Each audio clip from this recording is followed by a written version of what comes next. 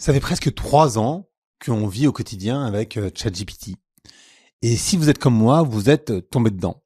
Et quand je dis tomber, parfois je demande des choses qui sont tellement stupides juste par paresse intellectuelle que je me dis non mais Greg, qu'est-ce que tu es en train de devenir? Et oui, je me parle à la deuxième personne, pas vous.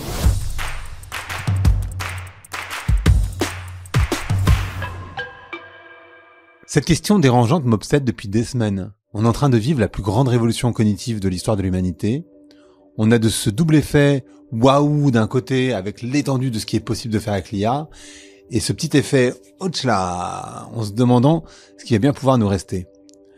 Mais personne ne se demande si nous ne sommes pas en train de nous lobotomiser nous-mêmes avec le sourire et l'enthousiasme de celui qui vient de découvrir qu'il peut faire ses devoirs sans réfléchir. Vous aussi, vous ressentez cette sensation troublante, cette facilité presque obscène avec laquelle vous déléguez votre réflexion à une machine, cette petite culpabilité, vous savez, qui vous prend quand vous réalisez que vous n'avez plus ouvert un livre depuis que vous avez découvert que ChatGPT pouvait vous résumer n'importe quel ouvrage. Déjà qu'avec les réseaux sociaux, on avait du mal à se concentrer plus d'une page et demie, en tout cas je parle pour moi. Maintenant, de plus en plus, on lâche l'affaire. Carrément. Alors rassurez-vous, nous sommes tous et toutes dans le même bateau, mais ce bateau, il prend l'eau. Et c'est justement parce que nous sommes tous complices de cette paresse intellectuelle qu'il devient urgent d'ouvrir les yeux sur les vrais enjeux de l'IA. Et de mon côté, j'en ai tellement marre d'entendre que l'IA est un danger pour l'humanité, qu'elle va remplacer le travail. Je pense que c'est important de prêter attention à qui tient ce genre de discours et se demander quelles sont leurs motivations. Et le truc auquel il faut faire attention, c'est qu'il n'y a aucun modèle d'IA qui est rentable et ils ont tous et toutes besoin de lever des fonds et donc d'affirmer qu'ils représentent le futur. D'ailleurs, si vous avez peur de l'IA, j'ai interrogé des centaines de personnes et j'ai passé globalement tout mon été à transformer ce que j'avais appris en un test pour calculer votre score de survie professionnelle face à l'IA. C'est gratuit, c'est ici, je vous mets le lien dans la description. Mais surtout, j'ai créé une masterclass pour vraiment comprendre les impacts de l'IA dans le monde du travail. Et pour moi, c'est un niveau de discours et de contenu que je vois nulle part, mais qui devrait vraiment transformer votre perspective sur le sujet. Je crois que l'IA révèle nos angles morts sur ce qu'est l'intelligence. Il y a quelques années, je dînais avec des amis, et parmi eux, la danseuse étoile Dorothée Gilbert. Avec Dorothée, on se connaît depuis longtemps, on a évidemment fait un épisode ensemble, dont je vous mets le lien dans la description, mais alors qu'elle va bientôt raccrocher ses pointes, je lui ai posé une question qui m'interrogeait beaucoup. Comment est-ce qu'elle fait pour se souvenir de l'intégralité d'un ballet et de chaque mouvement, en masquant avec une grâce sans pareille la difficulté inouïe de l'exercice? Et elle m'a simplement répondu qu'elle ne s'en souvenait pas avec sa tête, mais que son corps, lui, à force de répétition, était synchronisé avec la musique, et que c'est lui qui connaissait le ballet. Le corps, il a une mémoire et une intelligence propre. Mais je vais y revenir. S'il est évident que la société doit évoluer avec la technique, ici, la révolution industrielle qui représente l'intelligence artificielle, ça nous oblige à tout repenser, l'école, le travail, le progrès, et par conséquent, à revenir aux bases de ce qu'est l'intelligence, de l'intérêt d'apprendre, de ce qui fait de nous des êtres humains, tout simplement. Et c'est un bout de chemin que je vous propose de faire dans cette newsletter ou dans cet épisode si vous l'écoutez en audio ou en vidéo. Alors je vous préviens, l'idée c'est pas de critiquer simplement l'IA, et d'ailleurs, de mon côté, j'utilise ces outils après tous les jours, voire toutes les heures, j'exagère un peu. Ils ont révolutionné évidemment ma façon de travailler. Non, ce que je vais essayer de vous expliquer, c'est une invitation à regarder en face ce qui se joue vraiment. Est-ce qu'on est en train de créer des outils d'émancipation ou des nouvelles chaînes dorées? L'intelligence artificielle va-t-elle nous libérer, nous augmenter ou nous transformer en assistés comme dans le dessin animé Wall-E? Mais d'abord, je pense que c'est important de revenir à ce qu'est l'intelligence, parce que je trouve ce sujet intéressant. En qualité d'humain, nous avons une multitude d'intelligences. Celle de la vie et du corps déjà. Ces dernières sont évidemment les plus essentielles a priori, mais si on se concentre juste sur notre cerveau, intelligence, ça s'écrit aussi au pluriel. Parce qu'on a des intelligences situationnelles, temporelles, parce qu'on va tous mourir, analytiques, émotionnelles, créatives, etc., etc. Et aujourd'hui, on qualifie d'intelligence artificielle, mais en tout cas d'intelligence, un outil qui est simplement capable de reproduire, en partie seulement, nos capacités cognitives analytiques. Et me dites pas, non mais Greg, en fait, t'as rien compris, c'est que le début, ça va s'améliorer à la vitesse grand V. Alors, je sais pas si vous vous êtes intéressé à la manière dont l'IA fonctionne, mais c'est très largement un modèle statistique prédictif. Les IA, elles peuvent pas vraiment s'améliorer car structurellement, elles sont construites de cette manière, tout simplement. Et on a vu avec ChatGPT 5 et l'échec relatif de son lancement que nous sommes déjà arrivés à une sorte de palier. Et bien sûr, il y a plein de gens qui parlent de l'IA générale, les GI. On en parle depuis des décennies en réalité, et on n'y est pas. Et sincèrement, je crois pas qu'on y sera un jour, en tout cas pas de ma vie. Mais évidemment, c'est mon point de vue. Néanmoins, il est quand même partagé avec tous les experts que j'ai reçus sur Vlan. Mais les GI, c'est pas pour demain. Moi, j'aime à dire qu'être intelligent, c'est pas simplement de résoudre des problèmes simples, ou complexes d'ailleurs, c'est de créer de nouveaux problèmes, comme d'aller sur la Lune par exemple. Ces problèmes qui n'existaient pas auparavant pour faire avancer l'espèce. Et évidemment, ici, l'IA, elle est inopérante puisqu'elle se base que sur le passé. Donc elle ne peut pas faire ça. C'est pour ça qu'on devrait peut-être plutôt parler de stupidité artificielle. L'intelligence, c'est beaucoup plus complexe. Mais avant de revenir à l'humain, il me semble essentiel de sortir de notre vision hyper égocentrique de l'intelligence. Et en fait, je pense que c'est important de reconnaître que l'intelligence, elle se présente sous de multiples formes. Elle existe partout autour de nous depuis des millions d'années. Cette révélation, ça m'a personnellement secoué. On passe notre temps à fantasmer sur des IA qui reproduisent notre façon de penser, alors que la nature, elle regorge d'intelligences radicalement différentes des nôtres, et qui résolvent des problèmes que nous n'arrivons même pas à formuler. Prenez par exemple les octopodes. Ces créatures, elles ont un cerveau complexe, mais leur corps et leurs lignes évolutives sont si différentes des nôtres qui représentent une forme d'intelligence totalement parallèle. L'expérience d'être une pieuvre, c'est probablement aussi éloigné de la nôtre que celle d'être un extraterrestre. Et puis les plantes, les plantes. Elles peuvent écouter, en répondant par exemple au son des chenilles qui les grignotent, mémoriser, par exemple les mimosas se souviennent qu'une chute répétée est inoffensive, sentir, planifier, elles ont même une forme de proprioception. Elles partagent notre monde avec des perceptions qui sont radicalement différentes des nôtres. Et en fait, peut-être l'exemple qui m'a le plus surpris, celui qui est le plus spectaculaire, c'est les myxomycètes. C'est des organismes unicellulaires, donc qui n'ont pas de cerveau, et qui peuvent résoudre ce qu'on appelle le problème du voyageur de commerce. C'est un casse-tête informatique qui est très complexe. Et en fait, elles le résolvent plus efficacement que nos supercalculateurs. C'est donc des cellules, sans cerveau, qui calculent mieux que nos ordinateurs. Et en fait, cette découverte, elle change tout. En fait, on vit un véritable moment copernicien. La reconnaissance que l'intelligence existe sous de multiples formes, y compris dans nos créations artificielles, décentre complètement l'humain. On a déjà trop oublié, ou en tout cas trop vite, que l'intelligence de notre corps était essentielle. Il possède des neurones dans tous les organes qui ont évolué sur des milliers d'années. Votre corps, c'est quand même votre meilleur outil. Il digère, il transpire, il gère les poisons comme le sucre et l'alcool. Il fait tellement de choses hallucinantes sans qu'on ait besoin d'engager notre cerveau. Ça, c'est déjà incroyable et formidable. Mais surtout, en fait, le plus étonnant, c'est qu'on n'est plus au sommet d'une hiérarchie de l'intelligence. Nous sommes une forme d'intelligence parmi d'autres. D'ailleurs, j'avais fait un épisode avec le journaliste Ed Wong sur la manière dont les animaux perçoivent le monde. Cet épisode, il permet aussi de mieux comprendre que l'intelligence, elle est multiple et bien au-delà de nos perceptions. On y parle beaucoup des chiens, si vous en avez un, mais on parle aussi de plein d'autres animaux, évidemment. Et cette révélation, ça devrait nous rendre plus humbles, je crois. Mais au lieu de ça, on continue à développer des IA comme si nous étions les seuls détenteurs légitimes de l'intelligence. Je crois que le plus grand mensonge de l'IA démocratique, c'est que, et je pense que c'est important de crever l'abcès, c'est ce storytelling technologique qu'on nous sert depuis des mois. On nous vend que l'IA, c'est un outil ultime de démocratisation du savoir. Tout le monde va pouvoir désormais accéder à l'intelligence. L'éducation va être révolutionnée. On nous promet aussi que les inégalités intellectuelles vont disparaître. Mais la réalité, c'est que tout ça, c'est vraiment du bullshit. On disait d'ailleurs la même chose d'Internet. Et je crois qu'on n'est pas beaucoup plus malin aujourd'hui. Donc la seule chose dont on peut être certain, c'est qu'on est surtout très mauvais à prédire l'avenir. Donc, en tout cas, moi, j'ai pas l'association que l'humanité soit beaucoup plus intelligente depuis qu'il y a Internet. Et vous voulez savoir à quoi sert vraiment l'IA aujourd'hui ? Il y a James Bridle, qui est un artiste et un technologue britannique sur lequel je me suis beaucoup appuyé, qui nous donne quelques exemples qui font froid dans le dos. L'IA, elle sert principalement à rendre l'exploration pétrolière et gazière plus efficace en Grèce, à optimiser les profits des plateformes de surveillance publicitaire, à automatiser des processus industriels qui étaient déjà controversés avant d'être rendus intelligents. L'intelligence artificielle, dans sa version actuelle, c'est pas démocratique, c'est corporatif. Elle sert des objectifs acquisitifs, industriels, de maximisation des profits. Elle nous vend du rêve d'émancipation tout en nous enfermant dans des logiques de consommation passive. Et le plus ironique dans tout ça, c'est que cette IA, soi-disant révolutionnaire, a une empreinte carbone comparable à celle de l'industrie aérienne.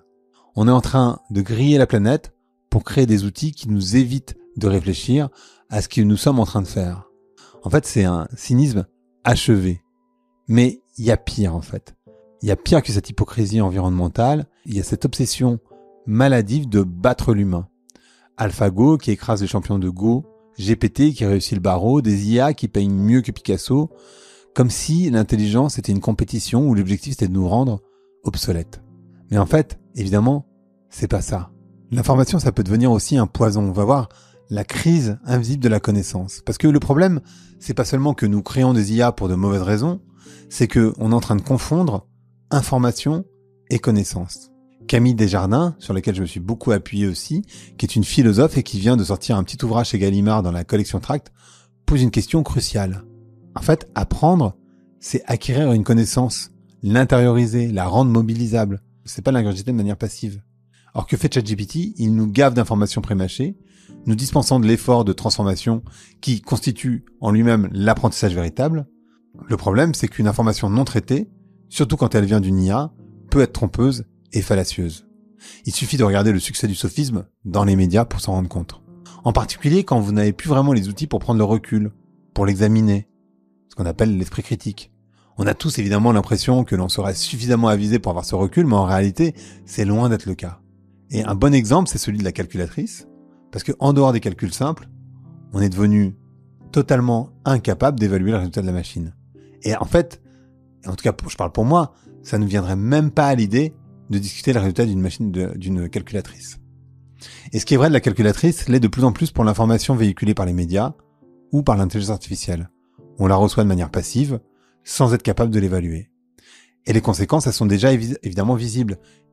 Sur la prédictabilité du monde, parce que malgré nos supercalculateurs météorologiques, le changement climatique rend l'atmosphère moins prévisible, et plus on a d'outils, moins nous comprenons le monde. Aujourd'hui, on est moins capable de faire des bonnes projections sur la météo. Sur notre autonomie de jugement aussi, évidemment, le biais d'automatisation, en fait, nous pousse à suivre aveuglément des suggestions de machines, même quand elles sont manifestement fausses. Il y a des gens qui littéralement meurent parce qu'ils ont suivi leur GPS dans un ravin. Littéralement, ils crèvent. Et pour mémoire, dans 30 ou 40% des cas, l'IA se trompe, mais avec beaucoup d'aplomb par contre.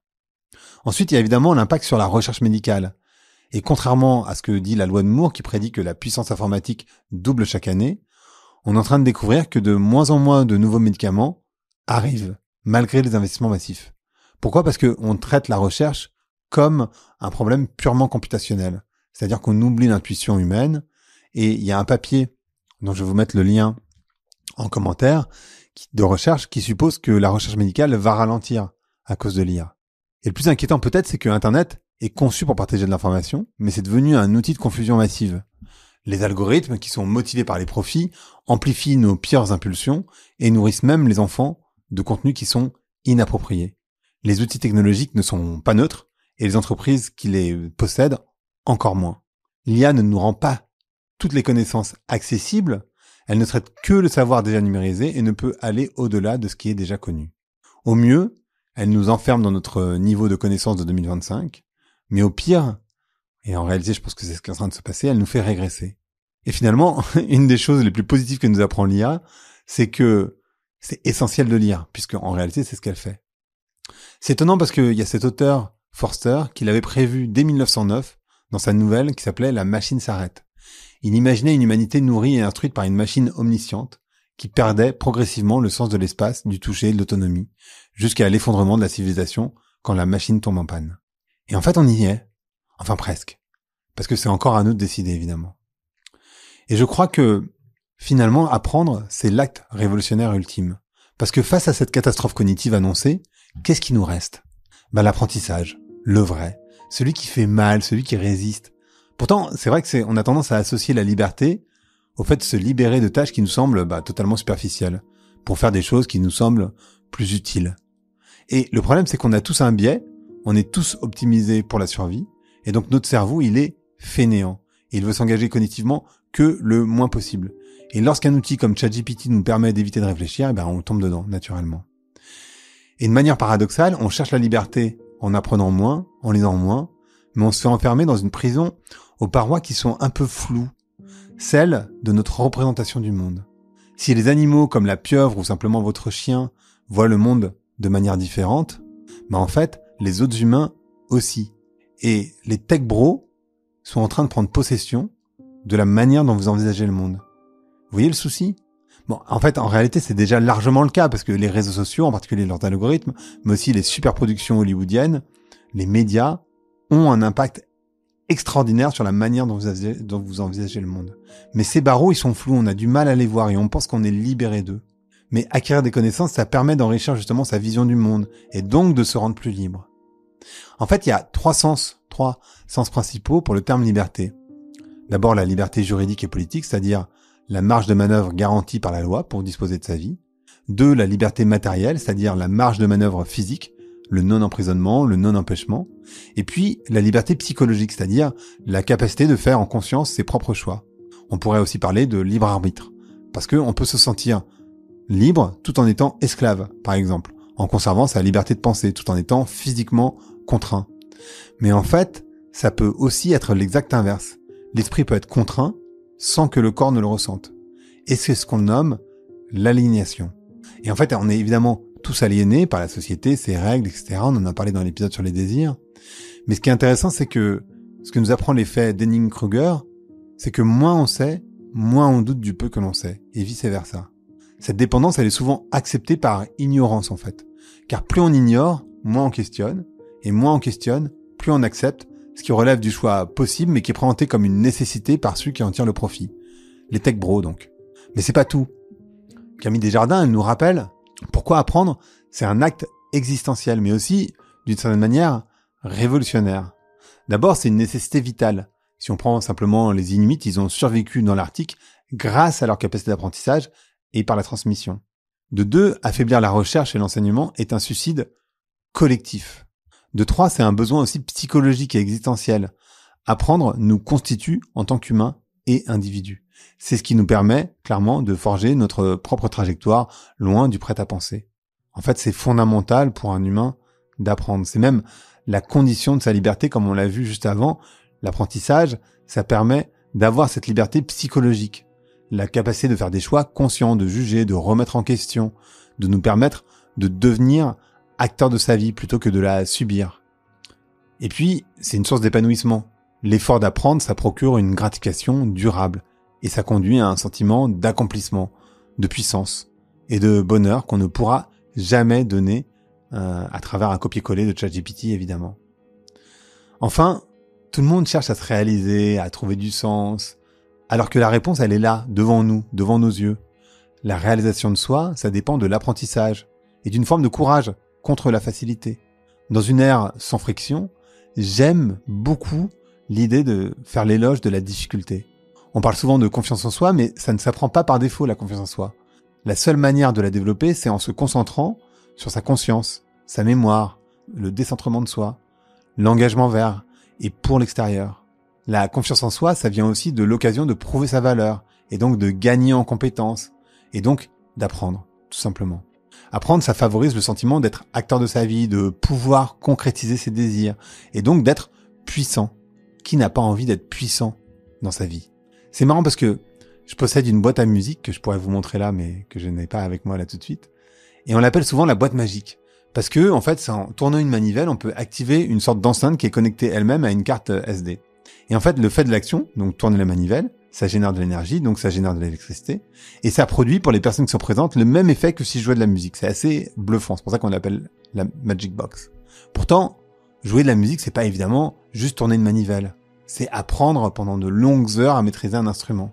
Et l'IA, ça permet de faire de la musique en appuyant sur des boutons, et par là même, en fait, l'IA, elle abaisse le niveau pour consommer immédiatement. Mais la réalité, c'est que ça alimente un mal-être à long terme, parce que comment on peut être fier de cette musique que l'on a générée ? L'estime de soi, gagnée à force d'efforts et de défis relevés, peut excéder la recherche de bien-être. C'est extrêmement important de comprendre ces choses-là. L'effort et la confrontation à la difficulté sont des leviers de transformation et de stimulation. Notre époque, elle est évidemment obsédée par la facilité, elle détruit systématiquement la curiosité et la capacité d'émerveillement. Et peut-être que l'école actuelle, en dévalorisant la difficulté, produit une génération entière incapable de persévérer face à l'obstacle. Et maintenant, l'IA, elle est en train d'achever le travail en nous promettant que nous n'aurons plus jamais à faire des efforts. La réalité, c'est que c'est un piège mortel. Parce que notre finitude, dans le temps, l'espace, mais aussi l'esprit, c'est précisément la condition de notre créativité et de notre mouvement. Se comparer aux machines sur leur capacité nous fait oublier ce qui nous rend unique, c'est-à-dire notre capacité à apprendre à vivre. La machine, elle a une double infériorité. Elle ne pense pas dans un corps, ni dans un vécu, ni dans une lignée. Elle n'a pas de conscience du temps, alors qu'en fait, c'est le plus grand déterminant de la vie humaine. C'est notre finitude qui nous fait nous mettre en mouvement. L'humain, il est tellement plus que l'addition de compétences. Se comparer à une machine, c'est presque insultant en réalité.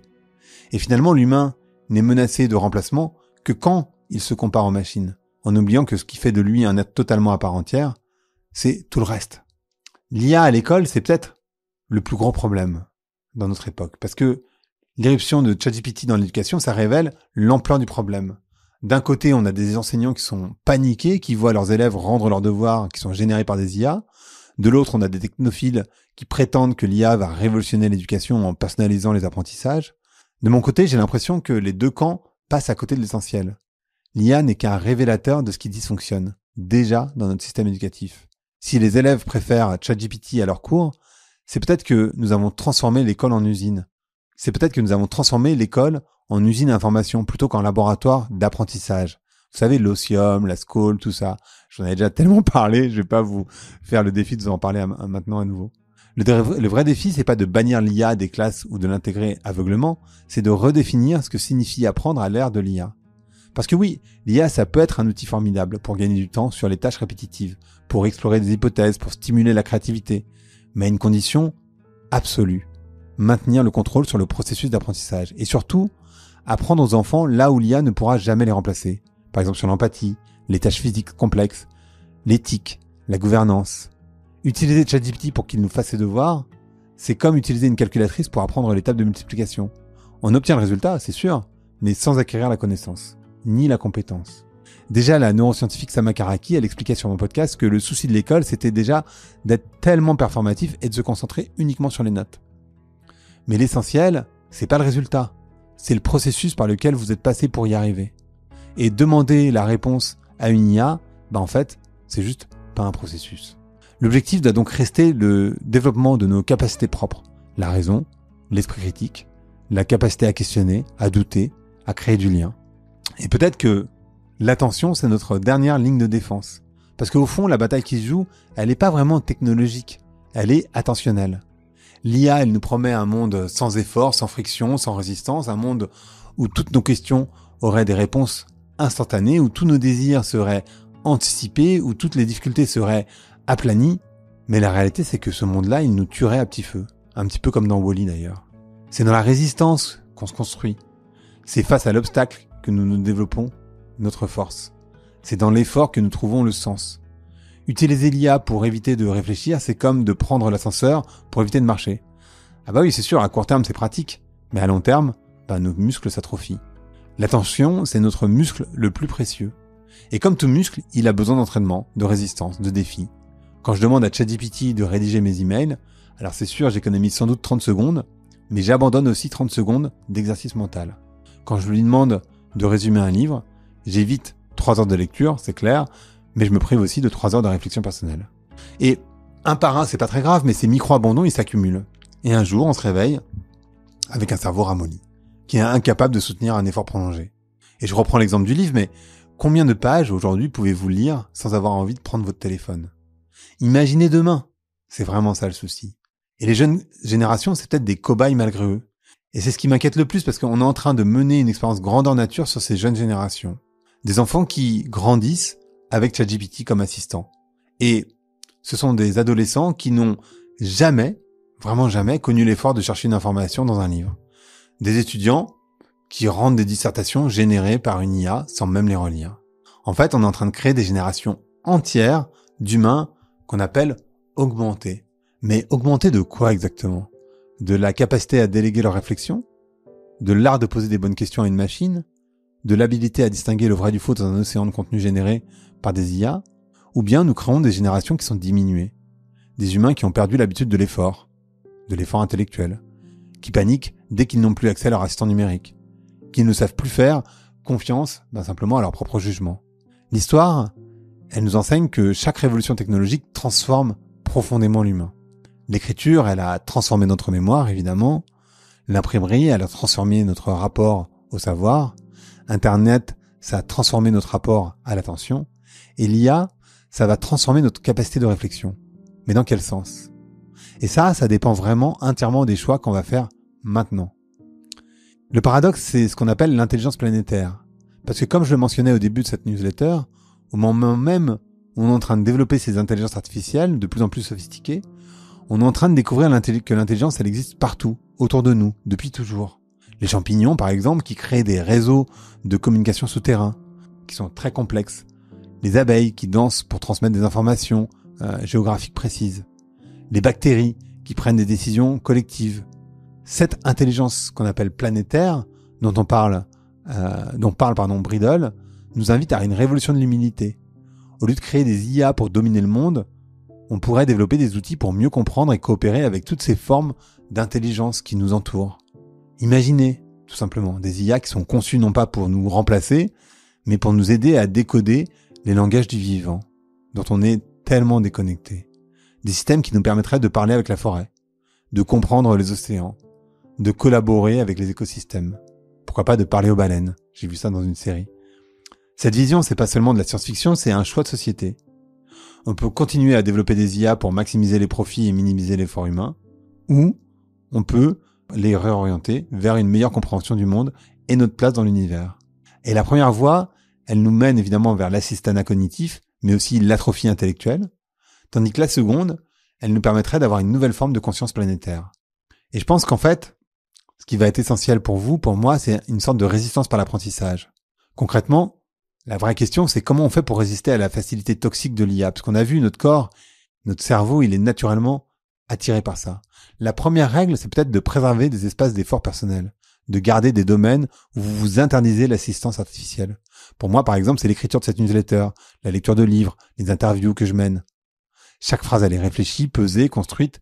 L'effort, il fait partie du plaisir. Même si, j'avoue, pour être transparent, une fois qu'elle est écrite, j'utilise une IA pour uniformiser le style. La deuxième règle, c'est de cultiver la lenteur.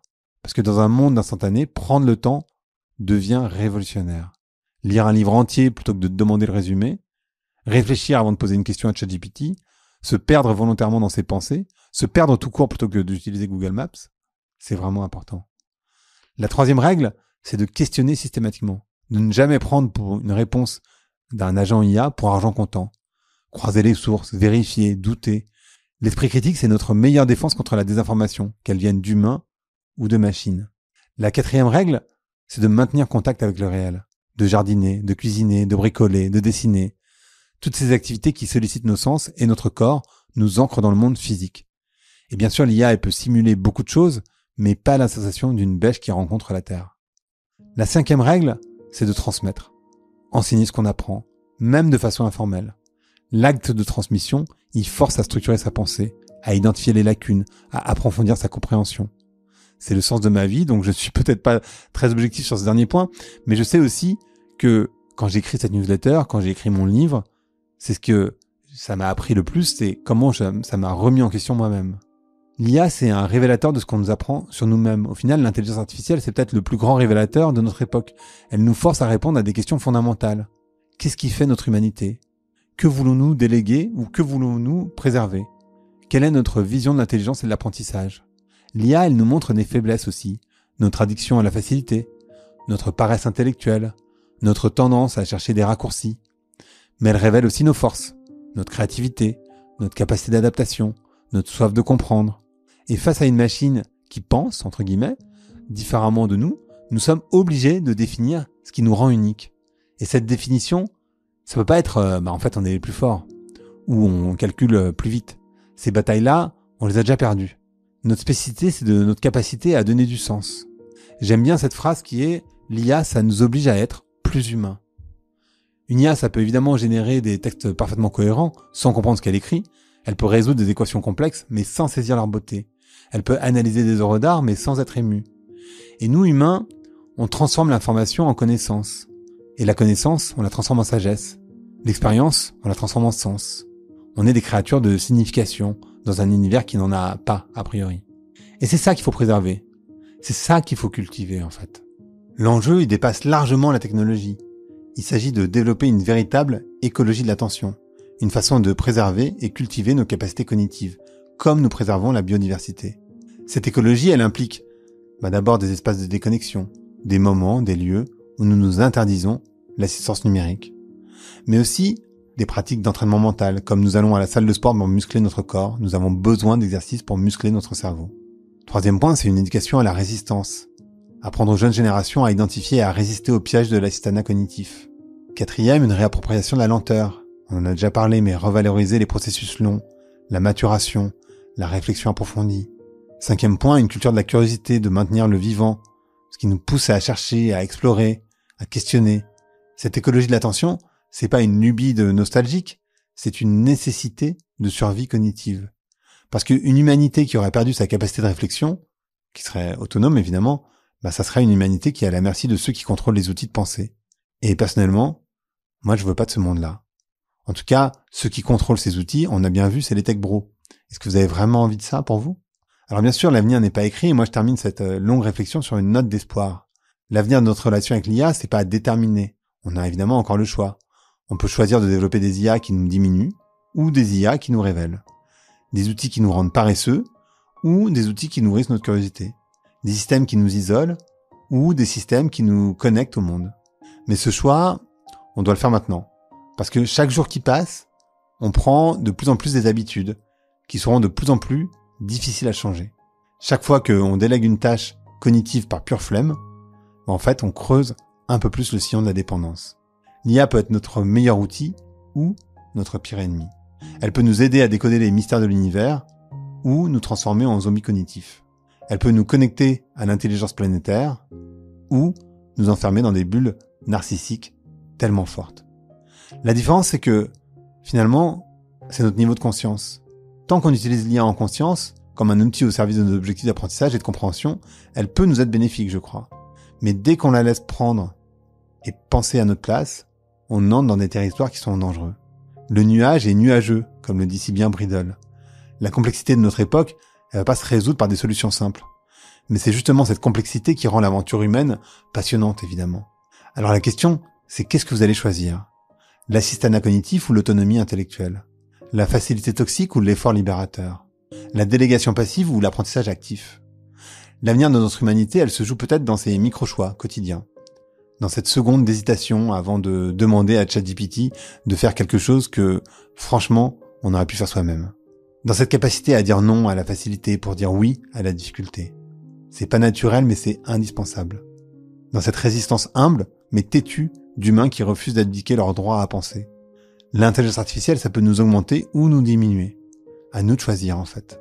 Et vous, la prochaine fois que vous ouvrirez ChatGPT, est-ce que vous allez vous poser cette question? Est-ce que j'utilise l'IA pour apprendre ou pour éviter d'apprendre? Et la réponse à cette question, elle va déterminer si vous faites partie de la solution ou du problème. Et ça, c'est à vous de voir. Merci d'avoir écouté Vlan. Si vous avez aimé l'émission, vous pouvez le dire avec des étoiles, 5 de préférence sur iTunes, et le partager avec vos amis ou vos collègues. Je suis Grégory Pouy, vous pouvez me retrouver sur Twitter et LinkedIn sous le pseudo Greg from Paris. N'hésitez pas à me remonter vos remarques, vos questions, mais aussi les invités que vous aimeriez entendre.